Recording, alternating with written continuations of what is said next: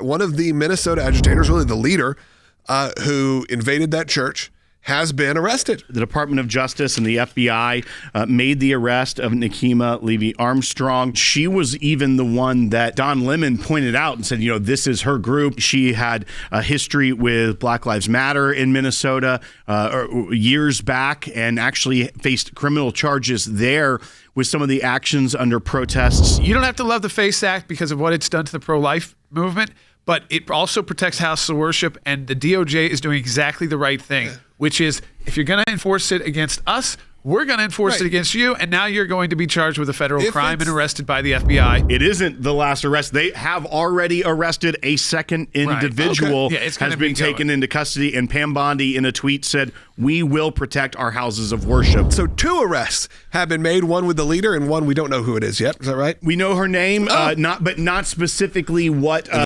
their role was in this, but Chantel Louisa Allen has been taken into custody by the FBI as well at the direction of the Attorney General. Here is what this individual who was arrested said on CNN last night, admitting to the violation of the FACE Act, Bite 16.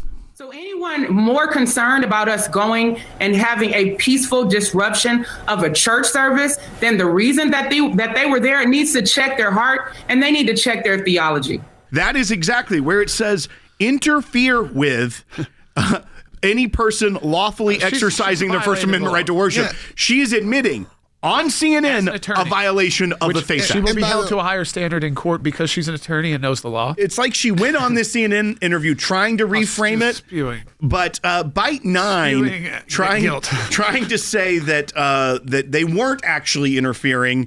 Bite 9. We did not rush into that church. We actually went and sat down and participated in the service.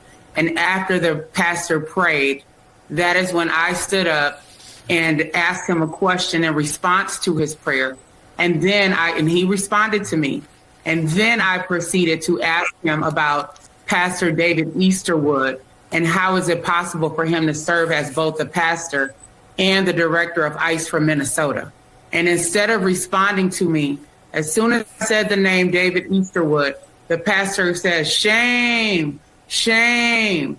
And that is when I led us in chants, "Justice for Renee Good" and "Hands Up, Don't Shoot." So I want to clarify that. We didn't rush in. We didn't bust in.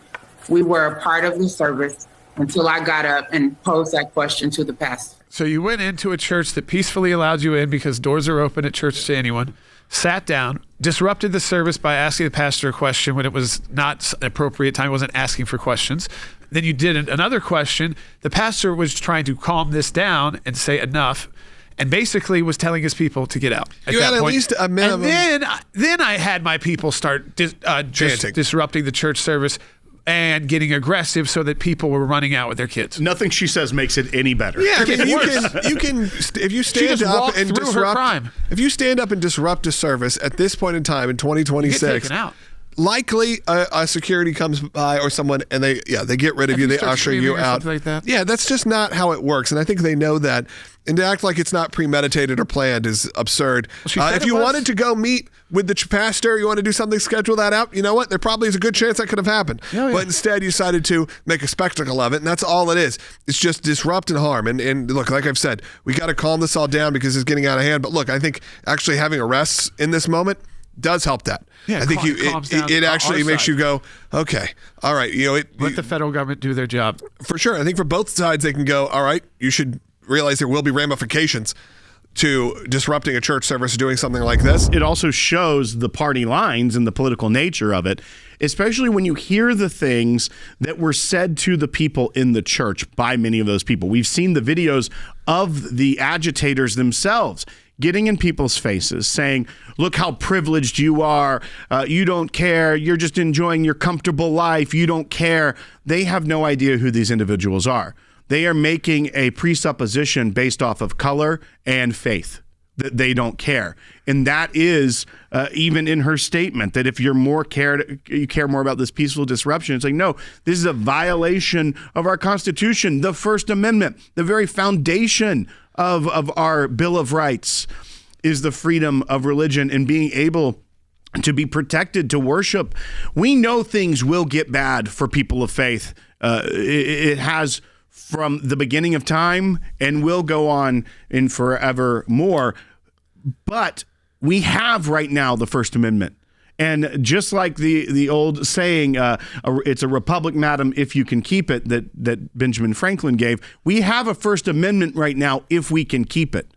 And that's why it is important for groups like the ACLJ to fight to keep the First Amendment, to fight for these protections. Because if we don't, then it will go away for everyone. And it will get chipped away at in perpetuity. And that persecution that we see that we at the ACLJ fight against in Nigeria, in the Middle East, in India, in Pakistan, that will come here. And someday, I don't know if it's hundreds or thousands of years from now, it will.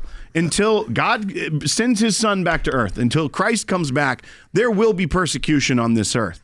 But we have this First Amendment, and we should fight for it right now. When are the people that are inciting this stuff that's happening going to be held accountable? And like Don Lemon, he's on the internet bragging about Tim, it. I get what you're saying. He didn't organize it that I know of. These are the people who did organize it. Right. These are the top probably two, and then they will keep telling names as part of deals and things like that, and more people will be arrested.